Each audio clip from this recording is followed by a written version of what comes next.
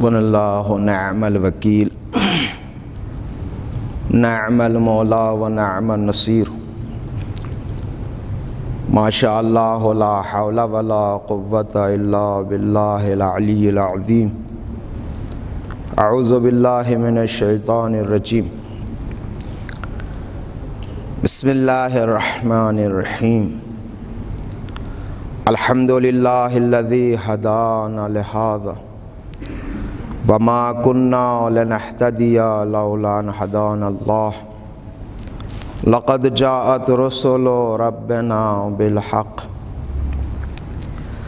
الصلاة والسلام والتحية والإكرام على سيدنا ومولانا ومولى الثقلين أبي القاسم محمد اللهم صل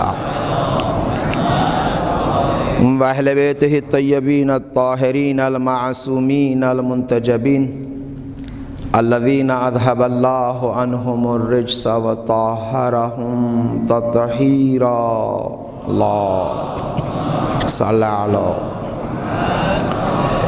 واللعنة الدائمة على أعدائهم أجمعين من الآن إلى لقاء يوم الدين اما بعد فقد قال امیر المومنین علی بن ابی طالب علیہ الصلاۃ والسلام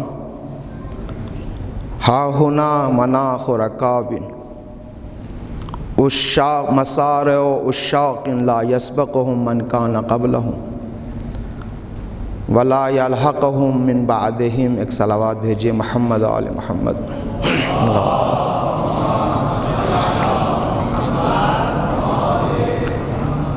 اللہ کا احسان ہے مسلسل فرش اعضا بچھ رہی ہے، پاک ہستیوں کا ذکر ہو رہا ہے اور اس پاکیزہ ذکر کے ذریعے ہم اپنے دلوں کو جلا بخش رہے ہیں. ہدایت کا خوبصورت ترین راستہ اس سے اچھا کیا ہو سکتا ہے؟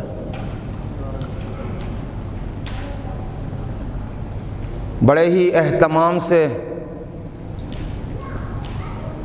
اس فرش اعضا کو بچھایا گیا ہے. صدر اسلام سے آج تک دیکھ لیجئے کس طریقے سے اس کو اہتمام بخشا ہے. اولیاء الہی نے، ائمہ اطہار نے، مراجع اعظام نے. اور یہ ذکر،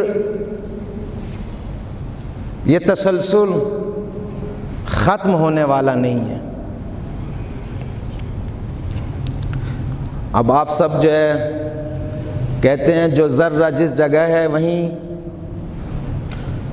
سب ستارے نور ہدایت کے آپ سب بکھرے بیٹھے ہیں. بہرحال چند ایک معروضات ہیں جو آپ کی خدمت میں پیش کرنا ہے اور اس کے بعد زحمت کو ختم کر دیا جائے گا.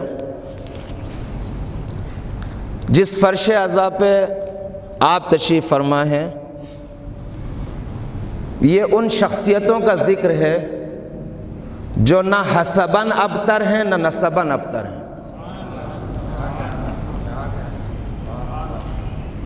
تاریخ میں وہ دوسرے ہوں گے جن کا حسب بھی ابتر ہے، جن کا نسب بھی ابتر ہے.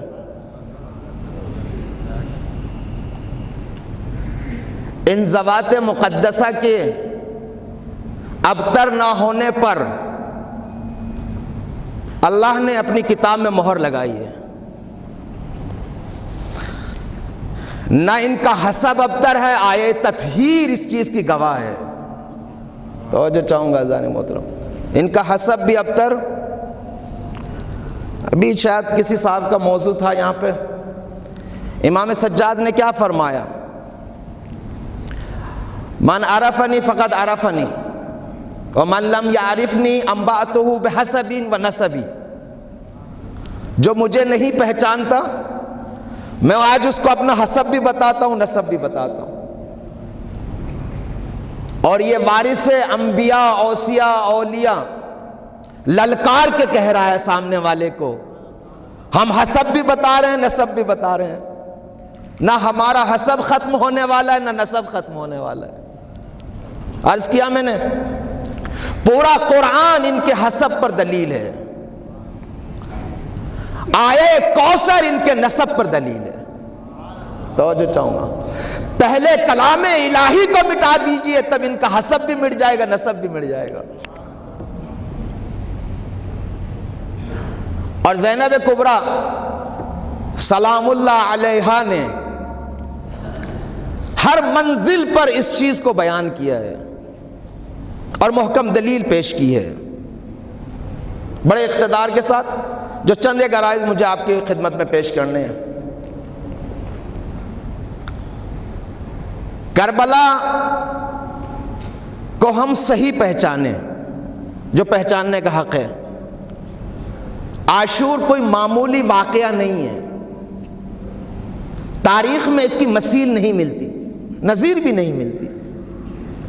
اور علماء کے میں آج بیانات دیکھ رہا تھا، علماء کہتے ہیں کہ جس طریقے سے عاشور کی کوئی نظیر نہیں ملتی، پیامبر عاشور کی بھی کوئی نظیر نہیں ملتی. توجہ چاہوں گا، عاشور کوئی معمولی شے نہیں ہے، عالم بشریت میں ایسا واقعہ پیش آیا ہی نہیں ہے. تو یہ بالکل حق نہیں ہے عاشور کا کہ ہم سرسری گزر جائیں. احساسات اپنی جگہ محترم ہیں، تعلیم عقلی وہ بھی اپنی جگہ محترم ہے، لیکن جس زاویے سے حضرت امیر نے فرمایا ہے، برتاؤ دیکھیے حضرت کا. موبائل ایک اور صلوات بھیجیے محمد آل محمد.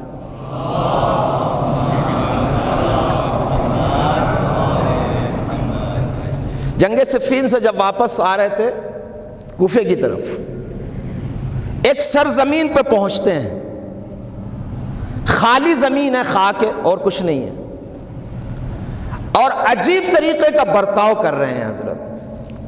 کبھی طواف کرتے ہیں، کبھی نماز پڑھتے ہیں، کبھی خاک کو اٹھاتے ہیں.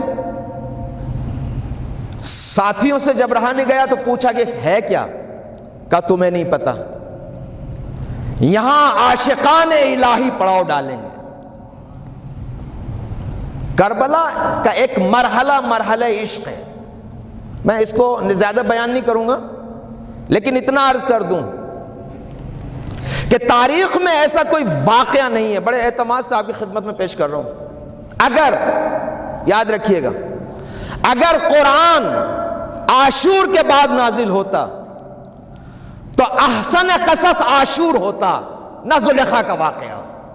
توجہ چاہوں گا دانی محترم، اگر پھر دوبارہ کہہ رہا ہوں، اگر قرآن عاشور کے بعد نازل ہوتا تو احسن قصص عاشور ہوتا. جناب یوسف اور زلیخا کا واقعہ نہیں، اس لیے کہ پورے سورہ یوسف کو ٹٹول لیجئے، جتنی بھی تعلیمات ہیں، جتنا بھی وہ عشق الہی ہے، جتنی بھی الہی نزاکتیں اس سورے میں ملتی ہیں، سب کا فخر کربلا میں پایا جاتا ہے. منہ بے منہ بالکل بھی وقت نہیں ہے کہ اس کو بیان کروں کہ کیا کیا پایا جاتا ہے سورہ یوسف میں. اتنا ضرور ہے کہ ایک انقلاب آیا زندگی میں کہ کسی کی میں ٹوٹی الہی بنی.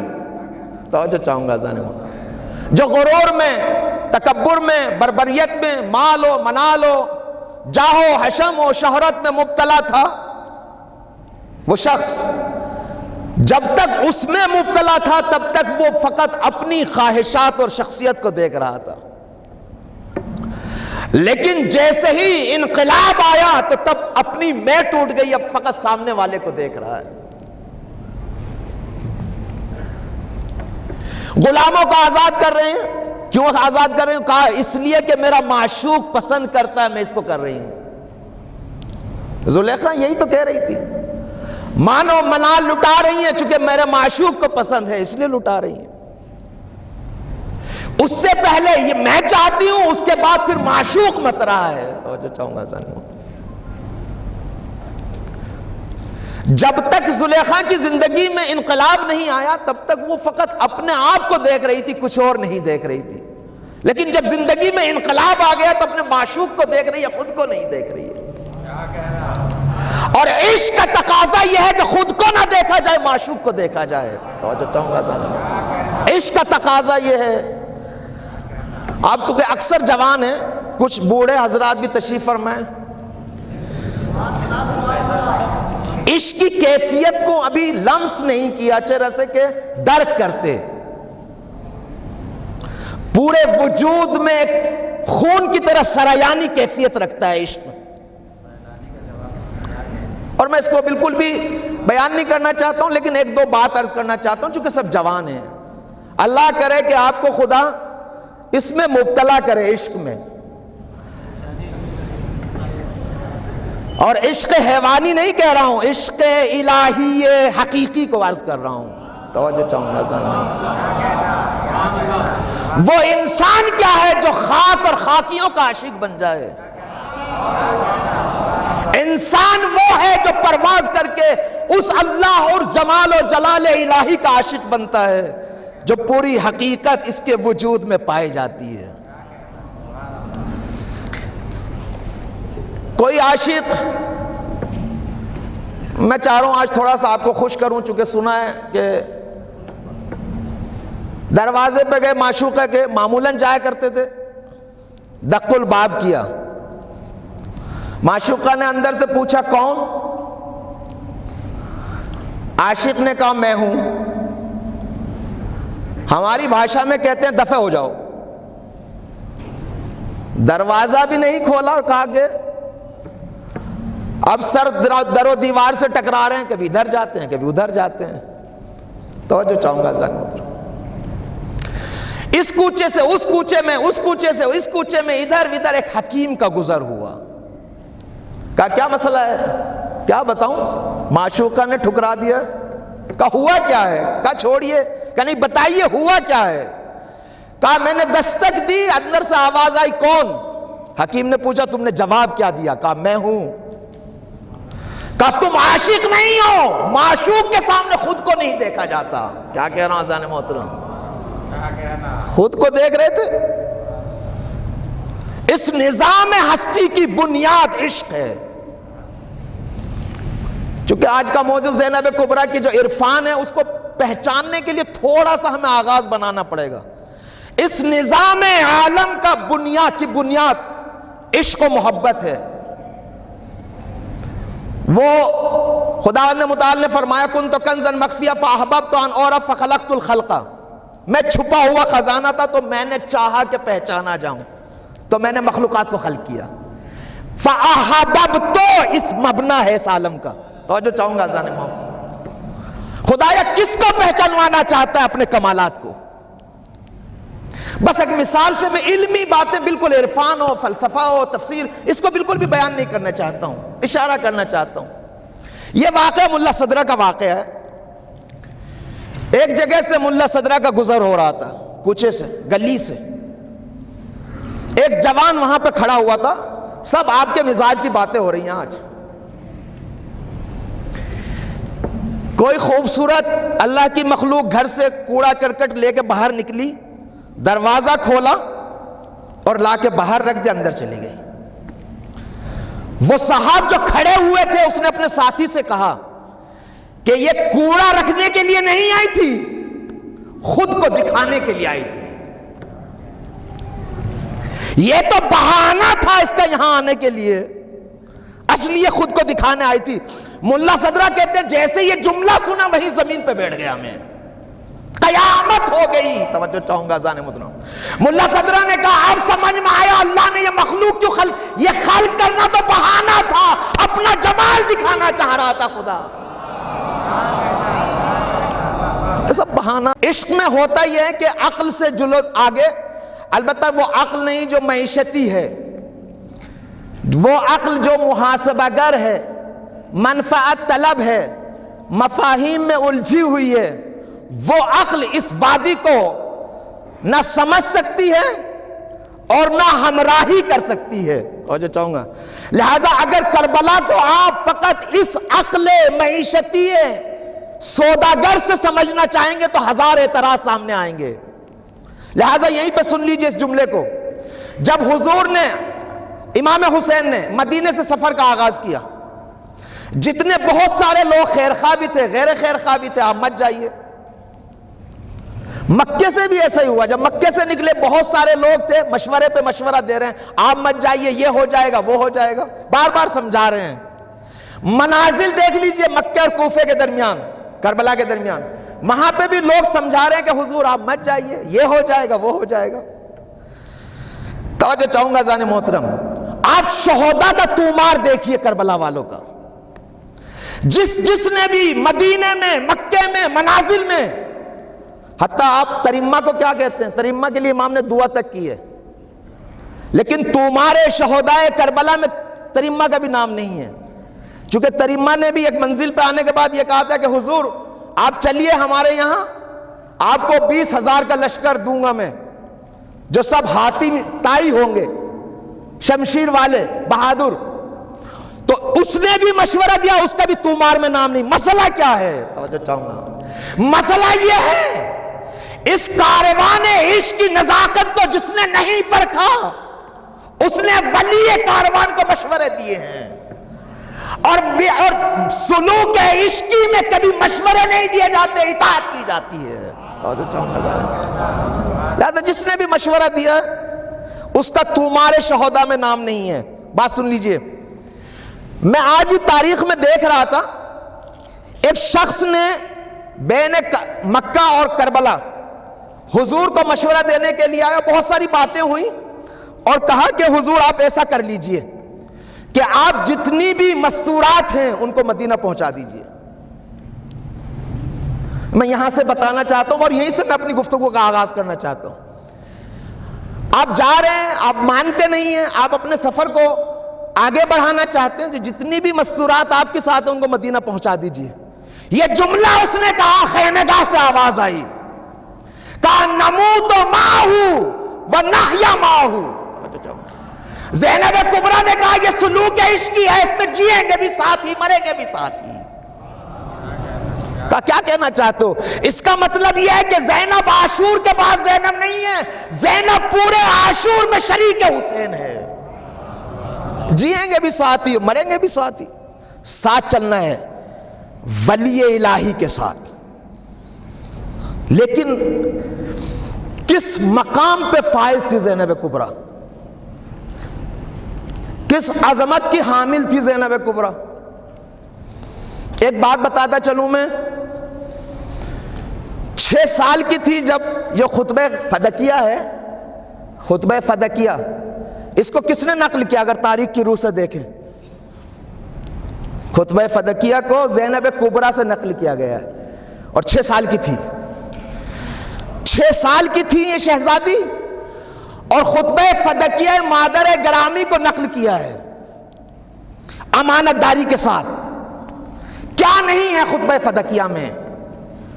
بس مجھے ایک عالم کا جملہ ملا ہے، عالم کہتے ہیں، عالم ان فضائلہا و فواضلہا و عفتہا و عصمتہا و علمہا و عملہا، ایسے کہتے ہیں، و نورہا و ضیاہا و شرفہا تعلیت امہا صلوات اللہ علیہا.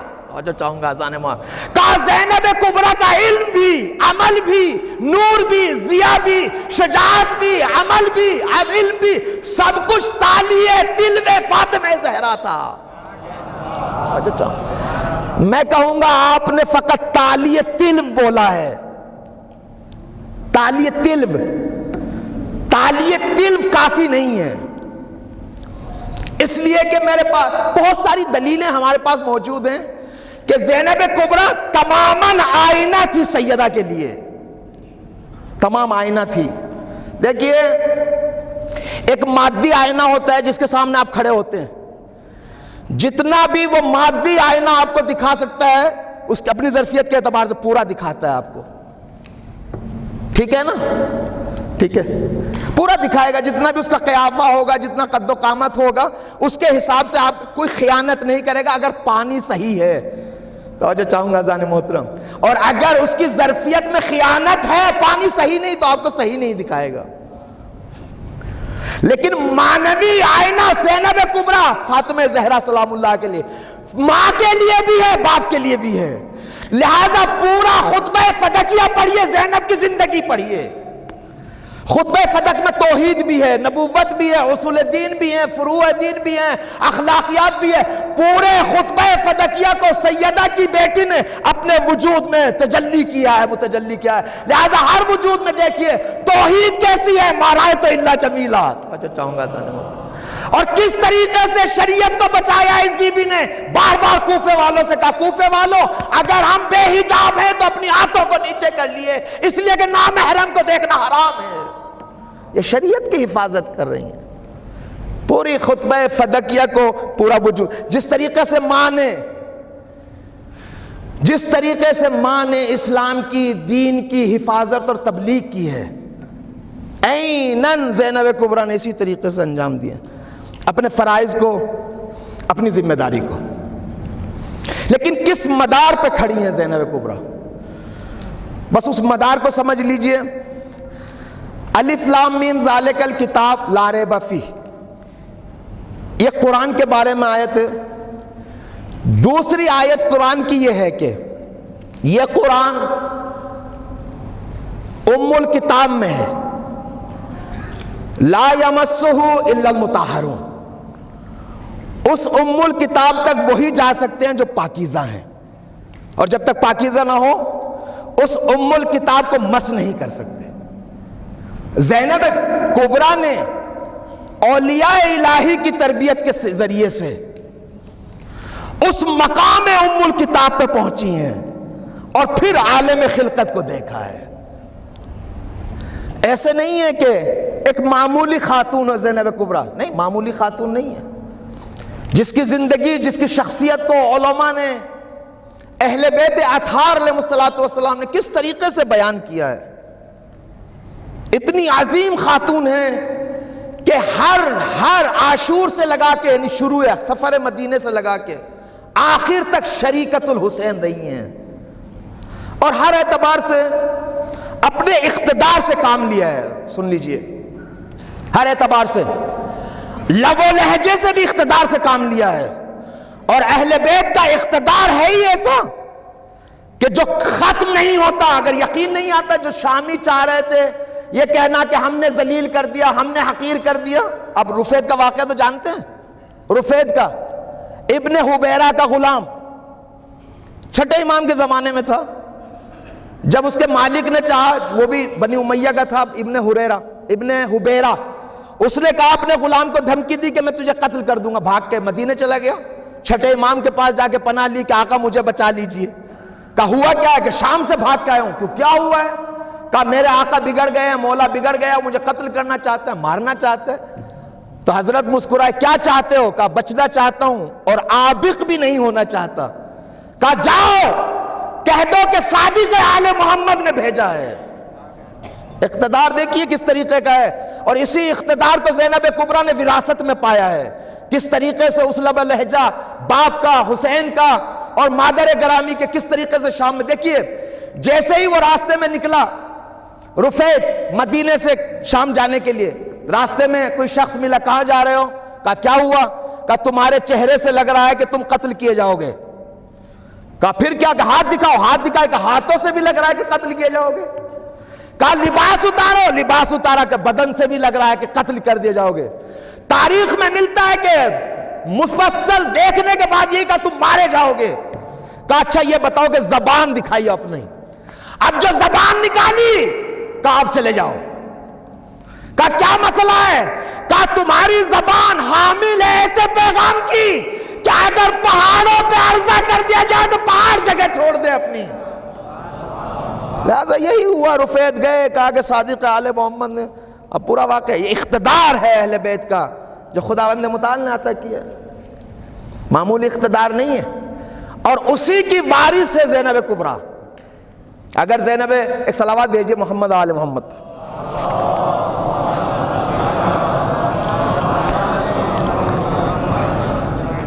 زینب کبریٰ اس وادی قلب کی وہ سالک ہیں جس نے اس راہ میں سب کچھ دیا ہے اور اس طریقے سے سفر کیا جو عشق کا سفر ہوتا ہے، خود کو نہیں دیکھا ہے۔ اب پیغمبر اسلام یہاں پہ فرماتے ہیں من کان الغالب علی اشتغال بہ، جو شخص، خدا نے متعال فرما رہا ہے، وہ شخص کہ جس پہ میری زندگی میری ذات سے، اس کی ذات میں مصروفیت صرف میرے لیے ہو، خدا نے متعال فرما رہا ہے جعلت بغیتہ و لذتہ فی ذکری، میں کرتا کیا ہوں، میں طلب کو اس کی اور لذت کو اپنے ذکر میں قرار دیتا ہوں۔ وَإِذَا جَعَلْتُ الْبُغْيَةَ وَلَذَّتَهُ فِي ذِكْرِي عَشِقْتُهُ، توجہ چاہوں گا ذرا، عاشقانی وعشقتہ، وہ میرا عاشق ہو جاتا ہے، میں اس کا عاشق ہو جاتا ہوں۔ یعنی لذت ذکر اتنا بڑھتا چلا جاتا ہے کہ وہ معبود اللہ اس کا ذکر عاشق ہو جاتا ہے اور وہ اس کا عاشق ہو جاتا ہے۔ وَإِذَا عَشِقْتَهُ رَفَعْتُ الْحِجَابَ فِيمَا بَيْنِي وَبَيْنَهُ، پیغمبر صلی اللہ علیہ وسلم فرما رہے ہیں، اور جب میں کسی کا عاشق ہو جاؤں تو پردوں کو ہٹا دیتا ہوں۔ جب پردے ہٹ جاتے ہیں تو آپ حقائق کو دیکھتا ہے، جب حقائق کو دیکھتا ہے پھر یہاں رہنا پسند نہیں کرتا۔ اور جو چاہوں گا ذرا، یہی ہوا کربلا میں۔ اگر آپ شب عاشور دیکھیں، اس طریقے کا ذکر، اس طریقے کا نجوہ، اس طریقے کی بندگی، یہ سب کس لیے تھی؟ اس لیے کہ لذت ذکر الہی کو چکھ چکے تھے، خدا نے حجاب اٹھایا تو حقائق کو دیکھ چکے تھے۔ جب غلاموں کا یہ عالم ہے تو گوت معصوم کی گود میں پلنے والی خاتون کا کیا عالم ہوگا؟ معصوم کی گود میں پلنے والی خاتون کا کیا عالم ہوگا؟ لہٰذا اب دیکھیں خدا نے متعال کا اس لذت میں، دیکھیے جب انسان یہاں وہاں دیکھ لیتا ہے پھر یہاں وہ لحظوں میں بھی رہنا نہیں چاہتا۔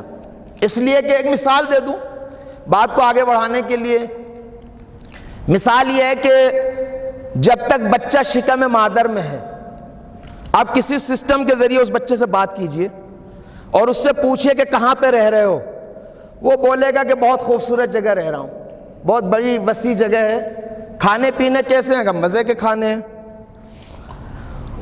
اس سے بولیے کہ کہیں اور چلو گے، کہ نہیں، آج سکون کی جگہ چھوڑ کے کہیں نہیں جا سکتا، کھانا بھی اچھا ہے، جگہ بھی اچھی ہے، بڑی جگہ ہے۔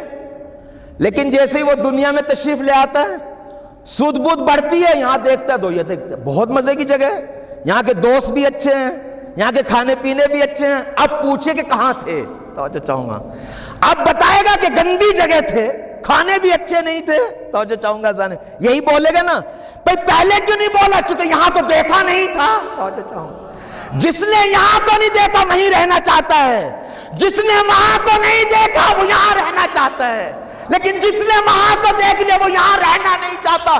صبح عاشور وہ اس سے آگے جا رہا، وہ اس سے آگے جا رہا ہے، اس لیے کہ وہ یہاں کے کھانے بھی اچھے نہیں دیکھ رہا، دوست بھی اچھے نہیں دیکھ رہا ہے۔ یہاں کے نہ دوست اچھے ہیں، نہ کھانے اچھے ہیں، نہ زندگی اچھی ہے، یہاں دل تنگی ہی دل تنگی ہے۔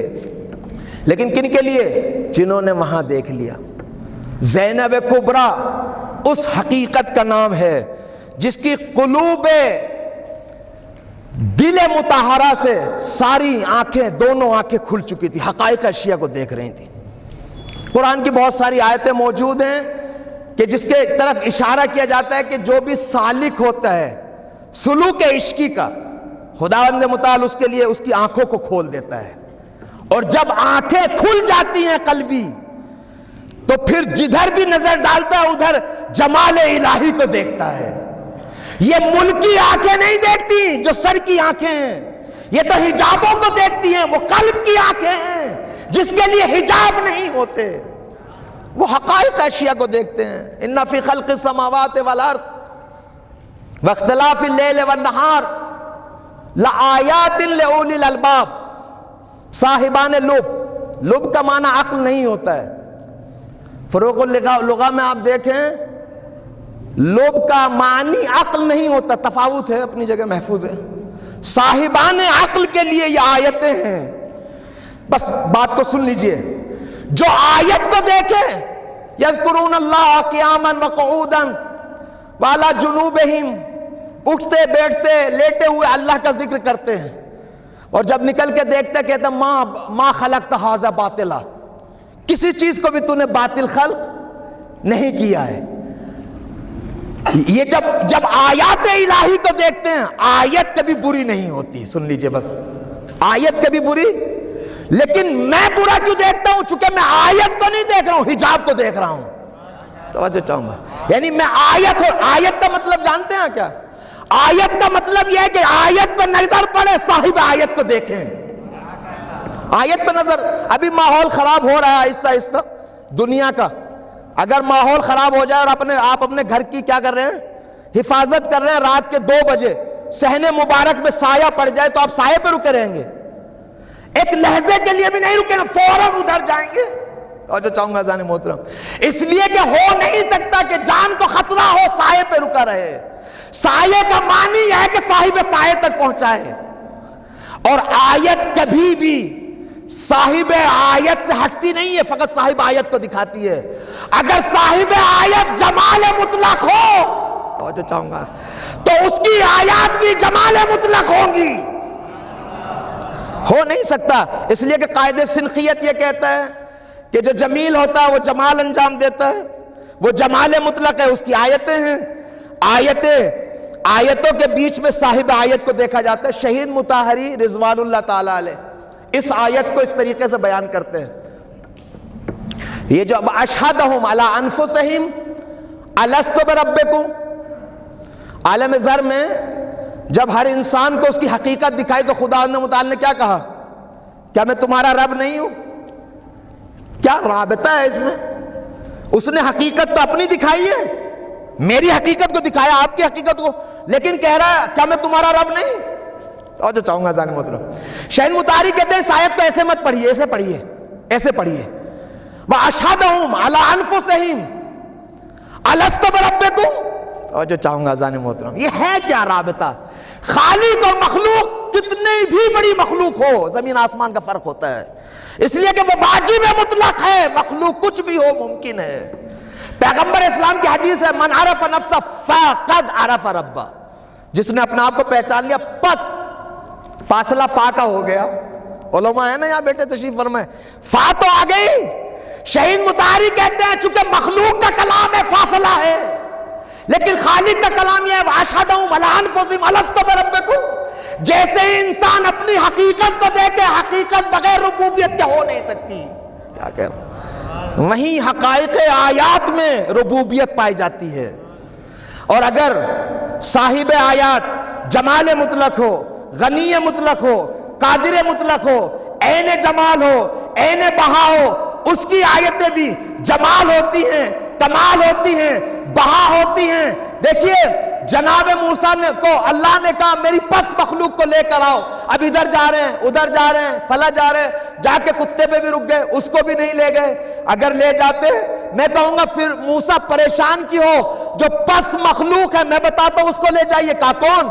فرعون کو لے جائے، پست ہے، کہا نہیں تجھے معلوم نہیں، خدا نے کہا جو میری پست مخلوق ہو اس کو لاؤ، یہ نہیں کہا جو پست ہو گیا اس کو لے کر آؤ۔ اور جو چاہوں گا لہذا جمال الہی کی، اللہ جمال مطلق ہے، اس کی آیتیں سب جمال ہیں، اور اس آیات جمالی میں وہ رب دکھائی دیتا ہے، اور یہ اس وقت ہوتا ہے جب اس کی قلبی آنکھیں کھل جائیں اور وہاں حجاب نہ ہو۔ لہذا حضرت امیر نے کیا فرمایا؟ ما رأیت شیئا الا ورأیت اللہ قبلہ وبعدہ ومعہ وفیہ، جب بھی کسی شے کو دیکھا اس کے اندر بھی، اس کے ساتھ بھی، اس کے اوپر بھی خدا کو دیکھا، اس لیے کہ ایسا ہو نہیں سکتا کہ آیت کو دیکھا جائے صاحب آیت کو نہ دیکھا جائے، کیسے ہو سکتا ہے؟ پس زینب کبریٰ نے بھی جب قلبی آنکھوں سے دیکھا جمال الہی کی آیات کو، جب بھی دیکھا جمال الہی دیکھا، میں نے جمال کے علاوہ کچھ نہیں دیکھا۔ اس لیے کہ اس جمال مطلق کی آیات کو زینب کبریٰ اس طریقے سے دیکھ رہی ہیں، اور اس جمال مطلق کی آیات کو ایک مسئلہ یہ ہے، دوسرا مسئلہ کیا ہے؟ وہ یہ ہے جب بھی کوئی جنگ جیت جاتا ہے تو یہی کہتا ہوا نظر آتا ہے، اچھا ہوا، اچھا دیکھا، اچھا کیا، بس یہی کہتا ہوا نظر آتا ہے، اچھا ہوا، اچھا کیا، اچھا دیکھا۔ زینب کبریٰ نے وہی جو بھتیجے نے وہاں پہ کہا، توجہ چاہوں گا اذان، طلحہ کا بیٹا تھا ابراہیم، اس کو نقل کیا ہے۔ خود یزید کے سامنے بھی خطبے کے آخر میں یہی ہے، جب یزید نے کہا، ایک مؤذن لا کے کھڑا کر دیا اذان کہنے کے لیے، تو سید سجاد جب اذان پہ پہنچے، اللہ اکبر، اشہد ان لا الہ الا اللہ، اشہد ان محمد رسول اللہ، تو یہ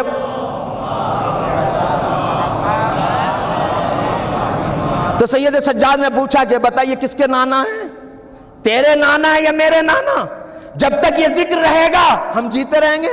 اور یہی وجہ ہے کہ طلحہ کا بیٹا وہی مزاج یزیدی رکھتا تھا، اس نے بھی سوال مدینے میں، امام صادق سے روایت ہے، مدینے میں جیسے ہی لوٹا ہوا قافلہ واپس گیا تو سید سجاد سے پوچھا، یہ بتا فرزند رسول کون جیتا کون ہارا؟ کہا پہلے اذان دیکھ کہہ کے دیکھو۔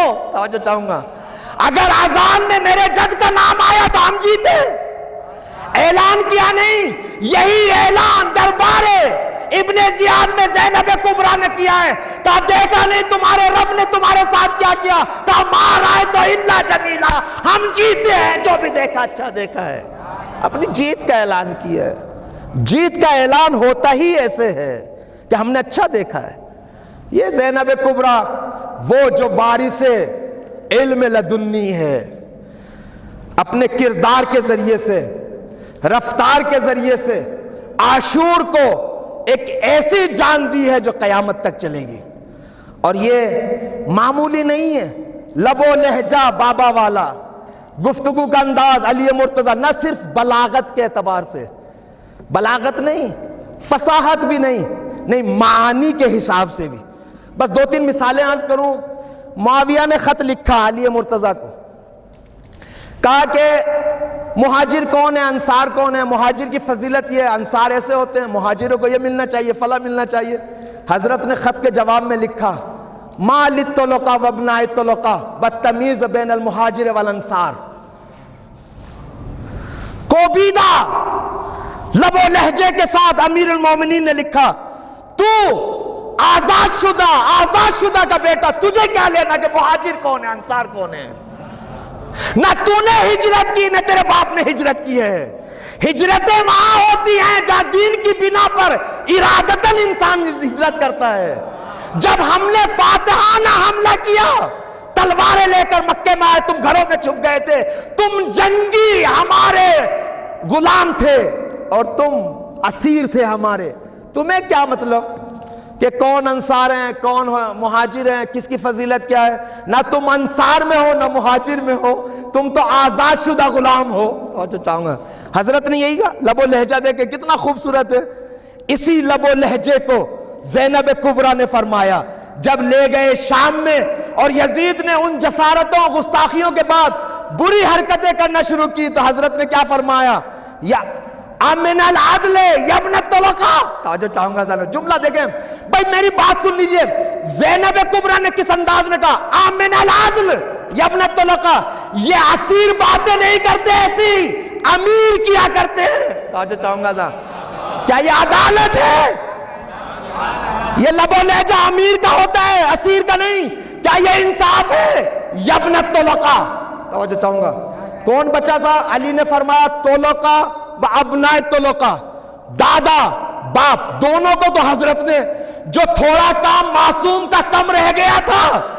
توجہ چاہوں گا زان محترم، کیا کہہ رہا ہوں بھائی، علی نے کس کو فرمایا؟ معاویہ کو، طلقاء ما للطلقاء و ابناء الطلقاء، آزاد شدہ کا بیٹا، تمہیں کیا مہاجر اور انصار سے؟ ٹھیک ہے نہیں بھائی، معاویہ تک تو بتا دیا ابناء الطلقاء، اب علی کی سیرت کو آگے بڑھاتے ہوئے زینب کبریٰ نے کہا، تو بھی طلیق ہے، تیرا باپ بھی طلیق ہے، تیرا دادا بھی طلیق ہے، تو بھی آزاد شدہ ہے۔ تو کہاں کا ہے؟ تو آزاد شدہ ہے۔ میرے دادا نے، نانا نے، میرے بابا نے تجھے، تیرے باپ کو، تیرے دادا کو آزاد کیا ہے اور ایسا رسوا کیا ہے۔ اور اس تبلیغ سب سے بڑا امتیاز جو زینب کبریٰ کا تھا، عاشور کے بعد حق کو باطل سے جدا کرنا، لوگوں کے لیے قضیہ کربلا کو روشن کرنا، جو آج ہماری بڑی ذمہ داری بنتی ہے، بہت بڑی ذمہ داری ہے۔ بعض لوگ یہ کہتے ہیں ہم کر کیا سکتے ہیں، نہ حکومت ہماری ہے، نہ اقتدار ہمارا ہے، نہ فلاں ہمارا ہے۔ نہیں، حقائق کو بیان کیجئے۔ جس کے وجود میں بھی نور فطرت موجود ہوگا وہ حق کو قبول کرے گا، جس کے وجود میں نور فطرت نہیں ہوگا خاموش کر دے، وہ قبول نہیں کرے گا۔ اور ہمیں اس سیرت زینب کبریٰ کو چھوڑنا نہیں چاہیے۔ زینب کبریٰ نے ذلیل کو رسوا کیا۔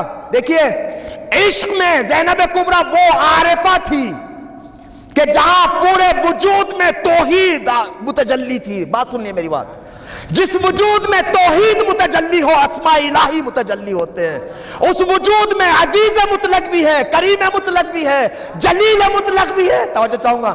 اور جس وجود میں عزیز ہو وہ کبھی ذلیل نہیں ہوتا۔ کیا کہہ رہا ہوں اذان میں؟ جس کو اللہ نے عزیز کر دیا اپنے وجود سے وہ کبھی ذلیل نہیں ہوتا، اور جس کو ذلیل کر دیا خدا نے وہ کبھی عزیز نہیں ہو سکتا۔ اب پڑوسی ملک کوئی بھی روزانہ قانون بناتا رہے، اس کو عزت دو، وہ نے خیانت کی، اس نے جسارت کی۔ ارے اللہ نے جس کو ذلیل کیا ہے تمہارے قانون اس کو عزیز نہیں کر سکتے۔ ایک صلوات بھیج دیں محمد و آل محمد۔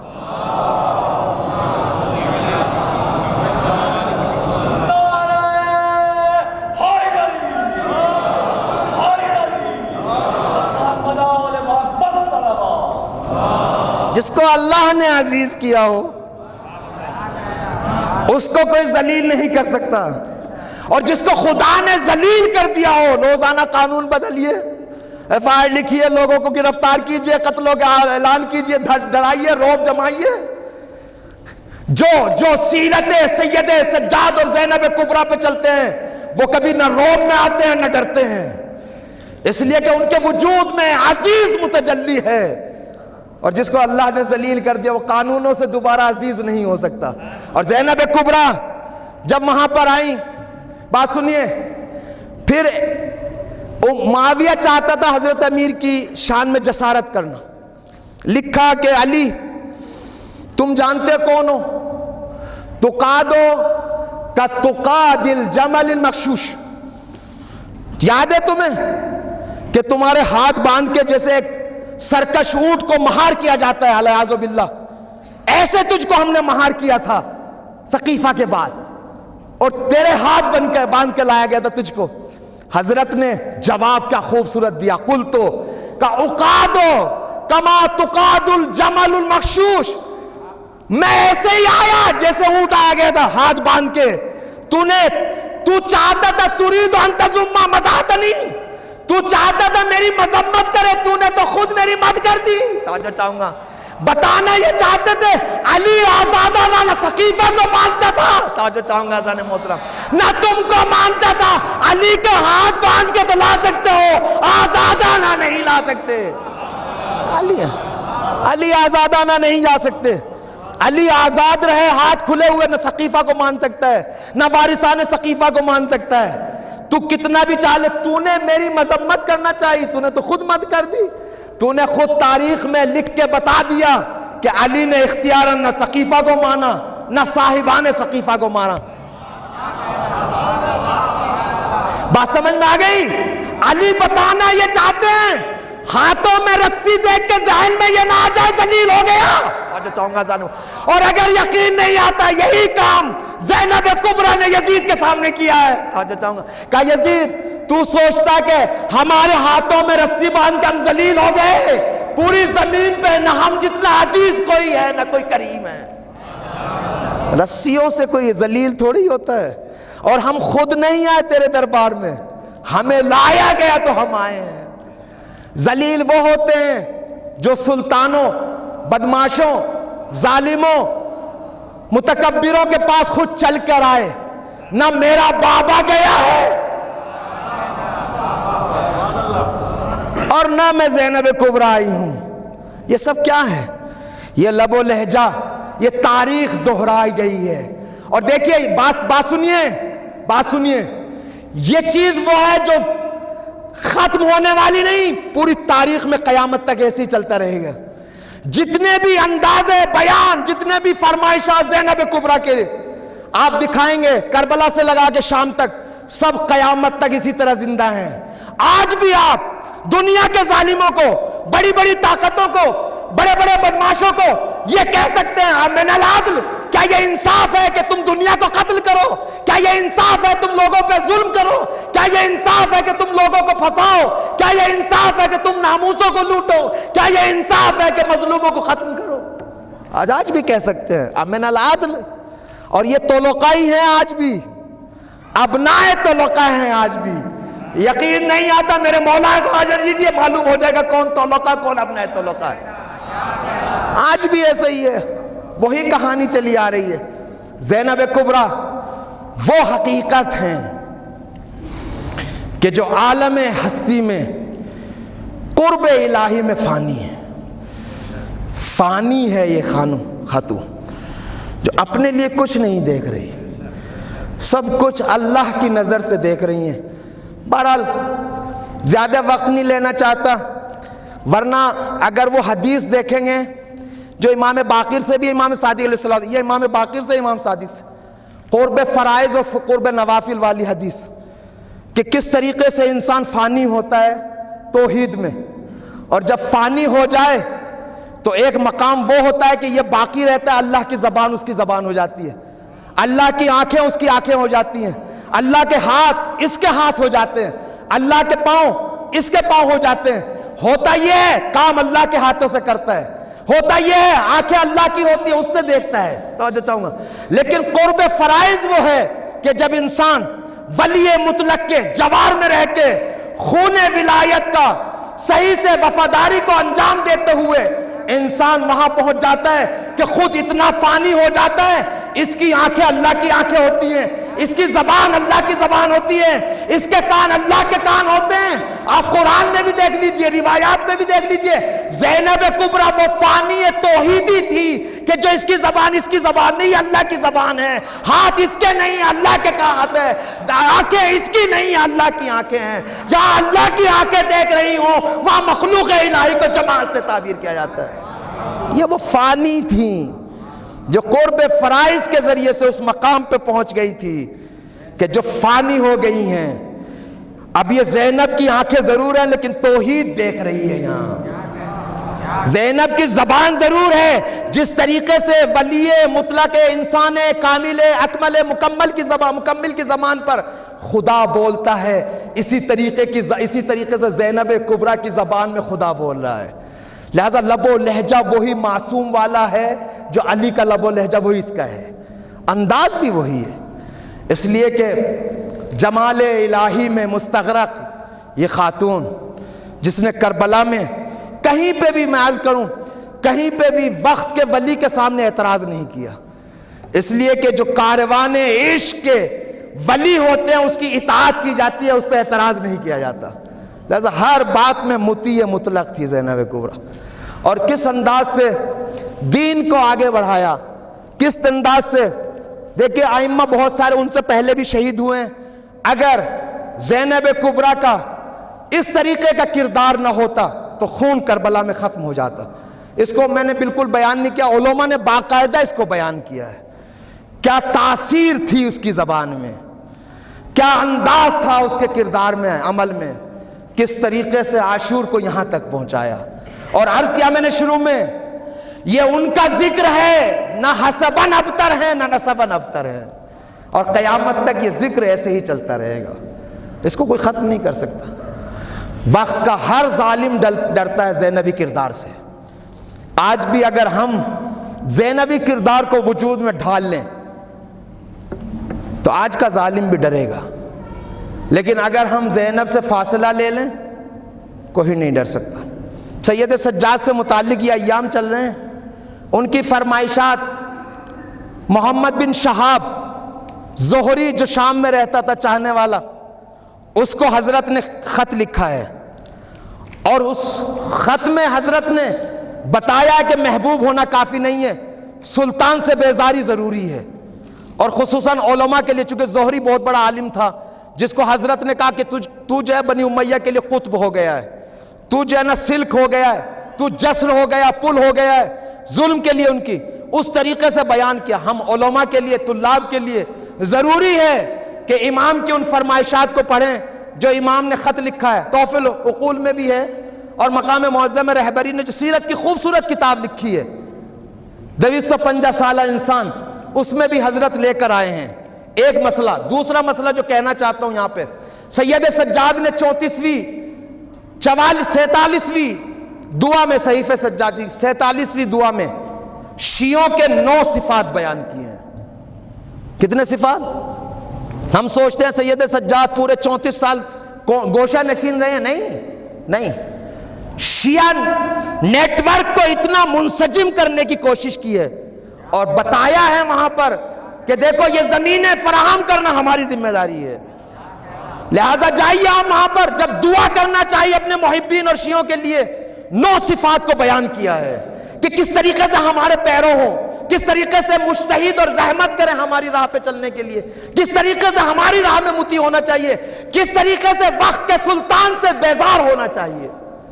ہم کتنے بیزار ہیں وقت کے سلطانوں سے؟ ہم اپنے عمل میں، کردار میں، رفتار میں، گفتار میں کتنے بیزار ہیں؟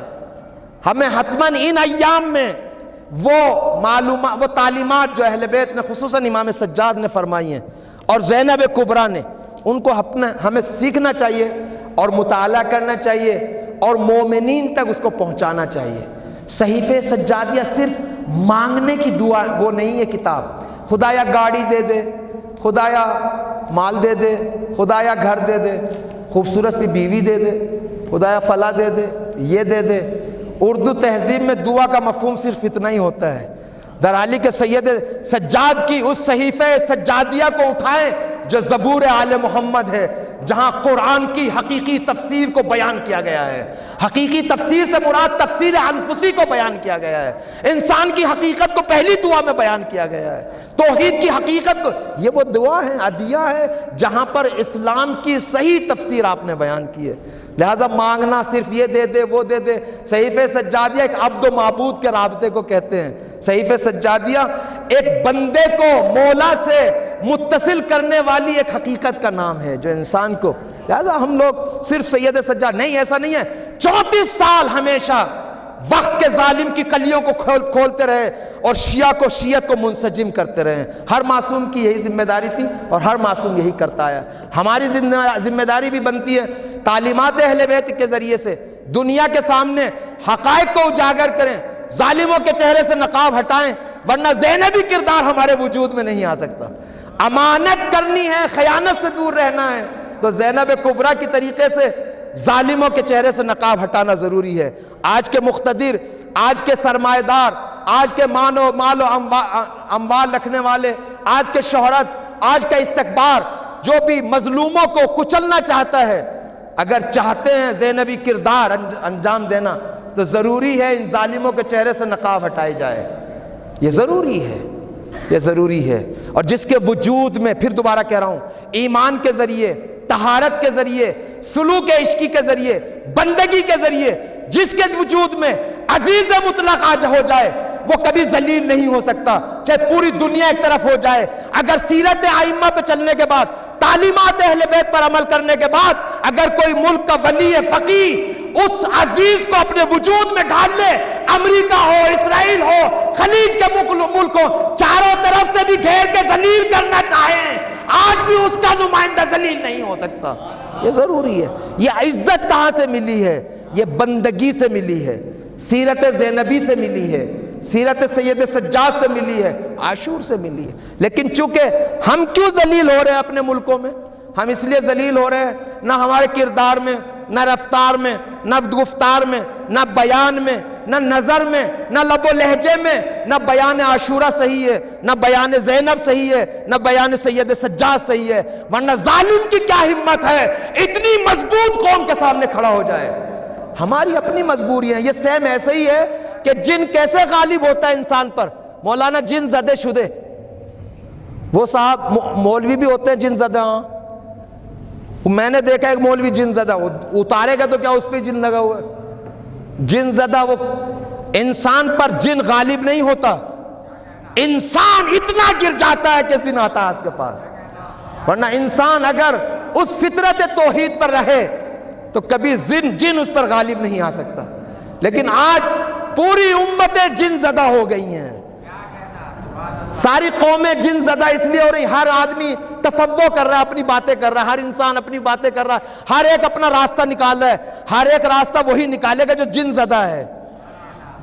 اگر واقعاً تعلیمات، آج بہترین فرصت ہے ہم سب کے لیے، قم جیسے سمندر میں رہتے ہوئے چاہیں تو ٹھاٹے مارتا ہوا علم یہاں پہ موجود ہے اہل بیت کا. ہم تربیت بھی اچھی کر سکتے ہیں، تعلیمات اہل بیت بھی پا سکتے ہیں، اور جو قوم پر جن غالب ہوئے ہیں اس کو بھی اتار سکتے ہیں. لیکن کب ہوگا یہ؟ کب ہوگا؟ جب ہم پہ بھی جن نہ آئے. معاف کیجئے گا، کھل کے عرض کر رہا ہوں، وقت بھی ختم ہو گیا اور 2-4 جملے مجھے مصائب کے پڑھنے ہیں، اور یہ سب سے بڑے مصائب تو یہی ہیں.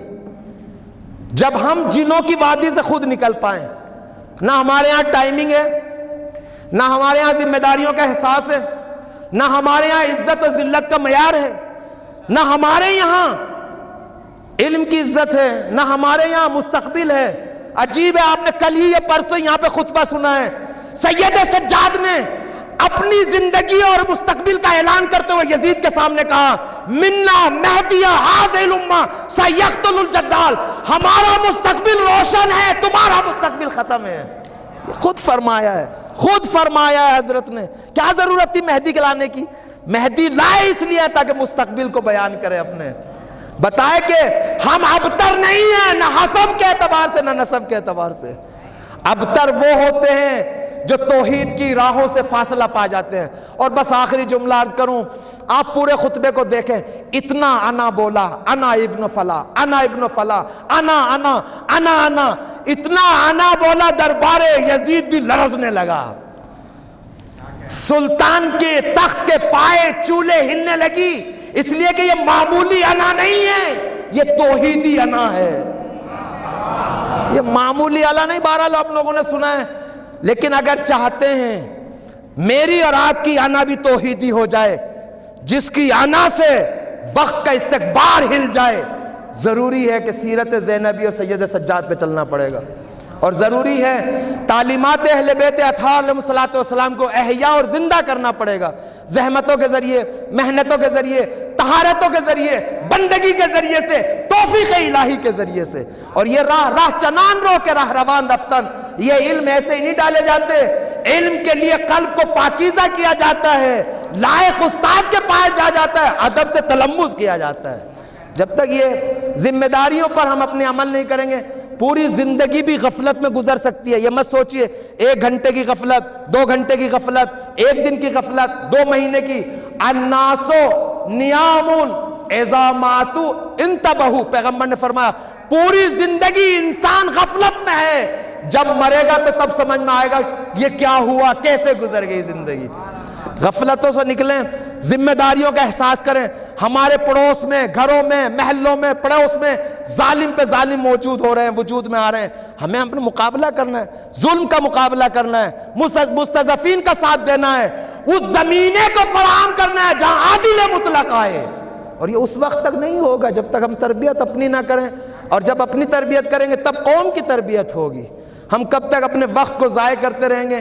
کب تک ایک گلی سے اس گلی میں، اس نانوائی سے اس نانوائی کے پاس، یہاں سے وہاں، اس کی باتیں، اس کی رات بھر بیٹھے ہوئے گفتگو ہو رہی ہے. ایسے تو کام نہیں چلے گا. اگر چاہتے ہیں سفیر حسینی بننا، سفیر سید سجاد بننا، اگر چاہتے ہیں وقت کے ظالم کو رسوا کرنا چاہتے ہیں، اگر چاہتے ہیں وقت کے سفیر حسینی کا ساتھ دینا، اگر چاہتے ہیں پاکیزہ رہبر کا ساتھ دینا، ضروری ہے عقلانیت کے ساتھ دین کی تبیین کریں، دین کو سیکھیں، دین کو آگے بڑھائیں. اسی وقت ہوگا، ورنہ نہیں ہو سکتا. زینب کبریٰ سے اگر ہم وفادار ہیں تو ضروری ہے تعلیمات زینب کبریٰ کو آگے بڑھائیں، اس انداز کو، اس بیان کو، ان تعلیمات کو، ان پاکیزہ ہستیوں کے کردار کو آگے بڑھائیں. زینب کبریٰ کہیں پہ بھی آپ کو تاریخ میں، بس آخری جملے عرض کروں، کہیں پہ بھی تاریخ میں یہ نہیں ملے گا آپ کو کہ رسمی طور پہ دربار میں روئی ہو زینب کبریٰ.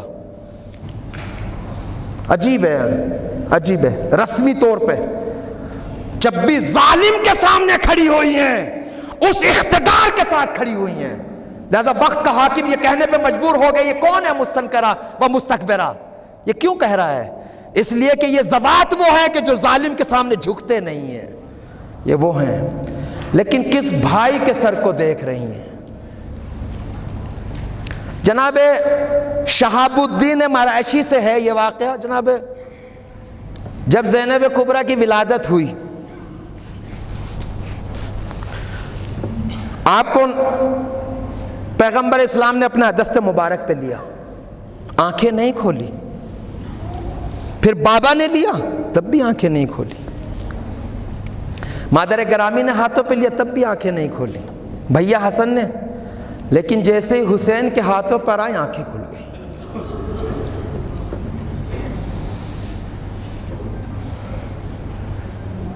آنکھیں کھول دی زینب۔ کیوں؟ کیوں؟ آپ تو ابھی دنیا میں آئی ہیں، ایسی معرفت رکھتی ہیں بھیا کی، کیسی معرفت رکھتی ہیں، لیکن وہ جملہ تو دیکھیں، کربلا میں 11 محرم کو کیا کہہ رہی ہیں؟ آنتا اخی و ابن امی۔ کیا زینب نے بھائی جان کو نہیں پہچانا تھا؟ جب ولادت کے وقت حسین کو پہچان رہی ہیں اور ہاتھوں پر آ کر فوراً آنکھیں کھول دے رہی ہیں، کیا وہ بھائی کو سر سے پہچانیں گے، لباس سے پہچانیں گے؟ نہیں۔ پھر کیا دیکھ رہی تھی 11 محرم کو؟ زینب کبریٰ کیا دیکھ رہی تھی حسین کے لاشے پر؟ پوری توحید نچھاور ہو رہی تھی۔ جس حسین نے سب کچھ اللہ کی راہ میں دے دیا تھا، وہاں پہ اللہ نے سب کچھ حسین کے حوالے کر دیا ہے۔ حسین جیسے ہی بھیا کے ہاتھوں پر آئی آنکھیں کھل گئی ہیں، لیکن ایک وقت وہ آیا جیسے زینب سامنے آئی حسین کی آنکھیں بند ہو گئی۔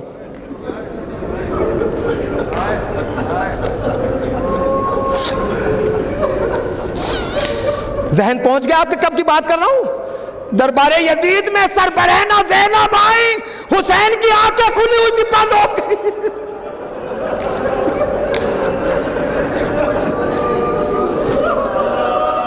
آنکھوں سے آنسو آنا شروع۔ جانتے ہیں بھائی بہن میں کتنی محبت تھی؟ بہت سارے چہرے میں ایسے دیکھ رہا ہوں جو بہت نئے آئے ہوئے ہیں ادھر ایک سال کے اندر، ممکن ہے کربلا گئے ہوں گے، خدا ہم سب کو دوبارہ کربلا بلائے۔ میں 2-3 جملے مصائب کے پڑھنا چاہتا ہوں، لیکن دل کھول کے پڑھنا چاہتا ہوں، دل پہ ہاتھ رکھ لیجئے۔ جب آپ کربلا پہنچیں گے، یہ قبر امام حسین ہے، تعویذ امام حسین، قبر تاریخ میں ہے۔ امام سجاد سے پوچھا گیا کہ آپ نے اپنے بابا کی قبر کہاں پہ بنائی؟ کہا وہاں پہ جہاں پر میرے بابا گھوڑے سے زمین پر آئے ہیں۔ لیکن میں جب پہلی مرتبہ گیا تو ایک کونے میں جب گیا، لوگ زیارت کر رہے تو کیا دیکھا؟ وہاں پر وہ جگہ جہاں پر حسین کو ذبح کیا گیا ہے۔ تیار ہو گئے آپ لوگ رونے کے لیے؟ جتنا رو سکتے ہیں۔ دیکھیے بھائی بہن میں کیا محبت ہے۔ سمجھ میں نہیں آ میری کہ یہاں پر دفن کیوں ہے، ذبح وہاں پہ کیوں ہے، لیکن دیکھا میں نے، امام سجاد نے فرمایا میں نے بابا کو وہاں پہ دفن کیا جہاں پر گھوڑے سے زمین پر آئے۔ تو پھر یہ جگہ کیسی ہے؟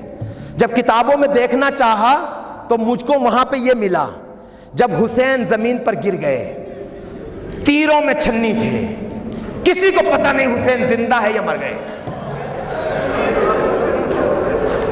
آنکھیں بند تھی امام حسین کی، 30,000 کا لشکر تھا اشقیاء کا، کسی میں اتنی جرات نہیں تھی پاس جائے حیدر کرار کے بیٹے کے، لیکن یہ بھی نہیں سمجھ پا رہے حسین زندہ ہے یا مر گئے۔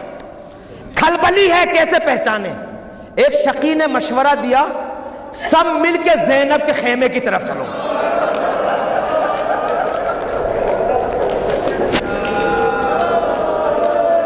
پورا لشکر خیمے زینب کی طرف چلو۔ اگر حسین زندہ ہوا، تاریخ میں ملتا ہے لشکر نے جیسے ہی چہرہ اپنا خیمہ گاہ زینب کی طرف پھیرا، حسین کی آنکھیں کھلی، کونیوں کے بل چلنا شروع کیا۔ ارے کہاں جا رہے ہو؟ یہ حریم رسول اللہ ہے۔ آؤ حسین زندہ، ارے جب تک حسین زندہ ہے زینب کے خیمے کی طرف مت، کونیوں کے بل چل رہے ہیں۔ حسین چلا ہوا قافلہ واپس آیا، کس کس کے مسائب پیش کروں آپ کی خدمت میں؟ کہاں سے پیش کروں؟ جملہ سنیں گے؟ 12 امام سجاد سے بھی منسوب ہیں یہ ایام، انہی کے منسوب ہیں۔ 12 محرم کو جب سید سجاد لاشوں کو دفن کرنے کے لیے آئے، جملہ سنیں، بنی اسد کی قوم آئی مدد کر رہی تھی، 2 لاشیں ایسے ہیں جس کو سید سجاد نے دفن کیا ہے، اور بنی اسد کی قوم سے کہا پیچھے ہٹ جاؤ، خود دفن کروں گا بابا کو اور چچا جان کو۔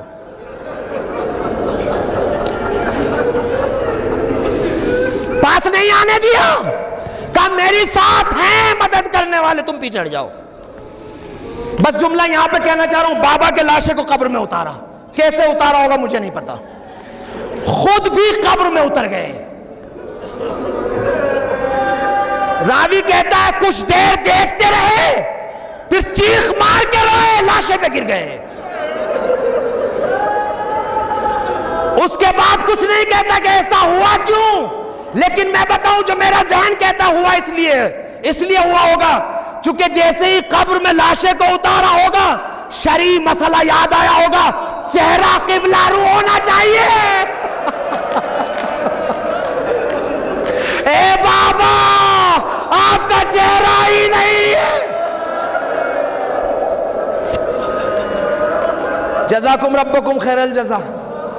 ایام عجیب ایام ہیں، زینب کبریٰ کے مصائب پڑھوں، سید سجاد کے مصائب پڑھوں۔ نعمان کہتا ہے ہمیشہ پڑھتا ہوں یہ مصائب عجیب ہیں، کہا آقا آپ ہمیشہ شام شام کیوں کہتے ہیں؟ الشام الشام، کون کہہ رہا ہے یا شام؟ میں نہیں، یہ وہ کہہ رہا ہے جس کی آنکھوں کے سامنے 32 برس کے چچا کے بازو کٹے ہیں، 18 برس کے کڑیل جوان عباس کے سینے پہ، علی اکبر کے سینے پہ برچھی لگی ہے، جس کے بابا جس کی آنکھوں کے سامنے شہید کر دیے گئے ہیں، جس کے سامنے خیموں کو جلا دیا گیا ہے، جس تاریخ میں ملتا ہے جب بھی چھوٹا بچہ دیکھتے تھے سید سجاد چیخ مار مار کے رویا کرتے تھے، علی اصغر کو یاد کر کر کے روتے تھے، پانی دیکھتے تھے تب روتے تھے۔ لیکن نعمان نے کہا آقا آپ الشام الشام کیوں کرتے ہیں؟ کہا تجھے معلوم نہیں 7 مصیبتیں شام میں ایسی پڑی ہیں کہ جس کے سینہ پھٹ جاتا ہے۔ کہا آقا وہ کیا ہے؟ کہا جب ہم کو شام لے جایا گیا، طلوع فجر سے غروب آفتاب تک ہمیں پوری گلیوں میں پھرایا گیا، اور دوسری مصیبت تم سمجھتے ہو؟ میرے بابا کے سر کو، چچا کے سر کو زینب کبریٰ کے سامنے ام کلثوم کے نیزوں پہ اچھالا جاتا تھا، سکینہ اور فاطمہ کے سامنے علی اکبر کے سر کو اچھالا جاتا تھا۔ تیسری مصیبت یہ ہے جب بھی ہم یہودیوں کے مسیحیوں کے گلیوں سے گزرے تو وہاں پہ اعلان کیا یہ وہی ہیں جن کے بڑوں نے تمہارے بڑوں کو قتل کیا، ارے ان کی خواتین نے چھتوں سے آگ پھیرنا شروع کی، گرم پانی ڈال میرا سر جلتا رہا، ہاتھوں میں ہتھکڑیاں تھی۔ حضرت نے بار بار یہی فرمایا ہمیں ایسے بازار میں لے جایا گیا جہاں پہ بچوں کو غلامی اور کنیزی میں بیچا جاتا تھا، یہ تو ہمارا مقدر تھا کہ ہم نہیں ایسا نہیں آیا۔ پھر فرمایا ہم 1 رسی تھی 12 گلے تھے۔ جانتے پھر کیا فرمایا؟ پھر فرمایا میرے بابا کا لسر تھا، شقی کے ہاتھ میں چھڑی تھی، کبھی لبوں پہ مارتا تھا کبھی دانتوں پہ مارتا تھا۔ سید سجاد پوری عمر ایسے ہی روتے رہے، پوری زندگی 34 سال 35 سال بابا کو یاد کر کر کے روتے تھے۔ کوئی کہتا تھا اتنا کیوں روتے؟ کہا تو نے انصاف نہیں کیا، یعقوب کا ایک بیٹا آنکھوں سے اوجھل ہوا، آنکھوں کی بینائی چلی گئی، میرے 18 بنی ہاشم چلے گئے، بار بار روتے رہے، روتے روتے دنیا سے رخصت کر گئے۔ اب امام باقر ہیں، بس آخری جملہ عرض کر رہا ہوں، امام باقر ہیں، غسل دے رہے ہیں، چیخ مار کے روئے۔ پوچھنے والے نے پوچھا کیوں رو رہے ہیں؟ آقا چیخ مار کے کہ گلے پہ خاردار ٹوک کا نشان، کمر پہ پوچھ پر تازیانوں کے نشان، بازوؤں میں رسن کے نشان۔